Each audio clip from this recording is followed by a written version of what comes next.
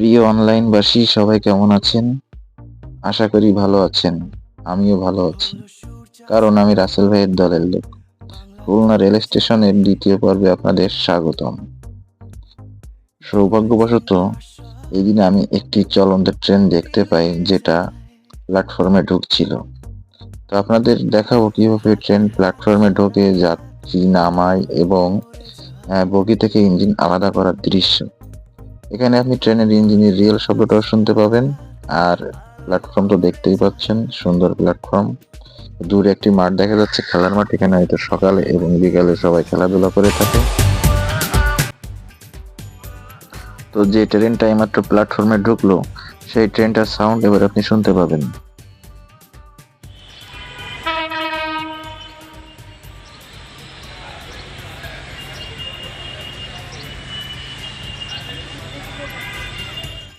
ট্রেনের সাউন্ড কিন্তু অনেক দূর থেকেই শোনা যায়, যেটা ভিডিওয় আপনি শুনতে পাচ্ছেন।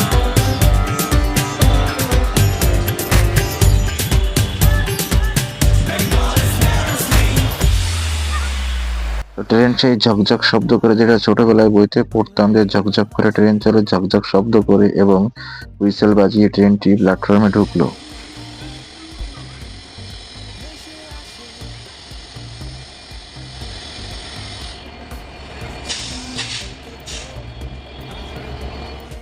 এখানে ইঞ্জিনের প্রচুর সাউন্ড, তার কারণে আমি সাউন্ডটা একটু মিউট করে দিয়েছি ভিডিও থেকে। তো কে কে ট্রেন জার্নি করেছেন কমেন্ট করে জানাবেন। আর স্কুল লাইফে এই জার্নি বাই ট্রেন পড়তে পড়তে কার কার প্যারাগ্রাফটি একদম মুখস্থের উপর ঠোঁটস্থ হয়ে গিয়েছিল তাও একটু জানাবেন। তো এখানে দেখছেন ট্রেন থেকে সব যাত্রীরা নামছে, যার যার গন্তব্যে যাবে। সবার যাত্রা শুভ হোক, ট্রেন জার্নি সবার শুভ হোক।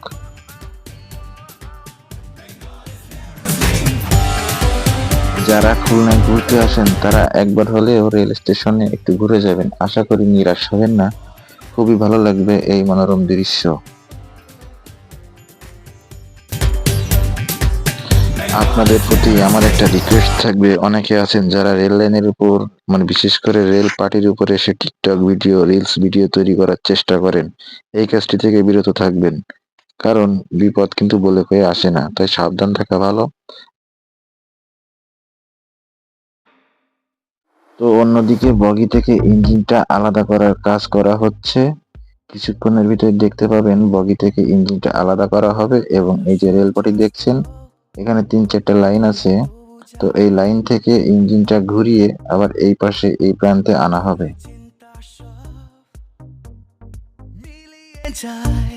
তো যারা বগি থেকে ইঞ্জিন আলাদা করা দেখেন নাই, তাদের জন্য আমার এই ক্ষুদ্র প্রচেষ্টা। তো আশা করি আপনাদের দেখাতে পেরেছি, একটু হলেও ভালো লেগেছে আপনাদের। তো যদি একটু ভালো লাগে অবশ্যই ভিডিওটি শেয়ার করে আমাদের উৎসাহ দিবেন।